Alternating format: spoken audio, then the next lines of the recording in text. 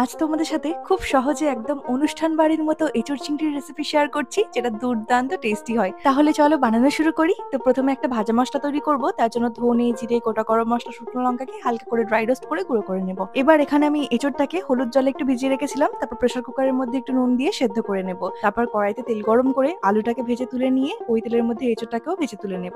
তারপর আমি এখানে নিয়ে নিয়েছি বেশ খানিকটা মতো চিংড়ি মাছ। চিংড়ি মাছের মধ্যে একটু নুন হলুদ মাখিয়ে মাছটাকেও ভেজে নেব। এবার ওই বাকি তেলের মধ্যে জিরে, গোটা গরম মশলা, তেজপাতা ফোড়ন দিয়ে দেবো পেঁয়াজ কুচি। পেঁয়াজটা হালকা ভাজা হয়ে গেলে দিয়ে দেবো এর মধ্যে আদা রসুনের পেস্ট, স্বাদ মতো নুন, একটু হলুদ গুঁড়ো, লঙ্কার গুঁড়ো, ধনে গুঁড়ো, রঙের জন্য কাশ্মীরি লঙ্কার গুঁড়ো আর সামান্য একটু জল দিয়ে মশলাটাকে ভালো করে কষিয়ে নেব। তারপর দিয়ে দেবো এর মধ্যে কয়েকটা কাঁচা লঙ্কা আর একটু টমেটো কুচি। এবার মশলা থেকে তেল ছেড়ে এলে ভেজে রাখা আলু আর এঁচোড়টাকে দিয়ে আবারও কষিয়ে নিয়ে দিয়ে দেবো পরিমাণ মতো জল, সামান্য একটু চিনি আর ভেজে রাখা চিংড়ি মাছগুলো। এবার চাপা দিয়ে কিছুক্ষণ রান্না করে নেব। তারপর আগে থেকে বানানো ভাজা মশলা আর ঘি দিয়ে নামিয়ে নিচ্ছি। ব্যাস তৈরি আমাদের এঁচোড় চিংড়ি।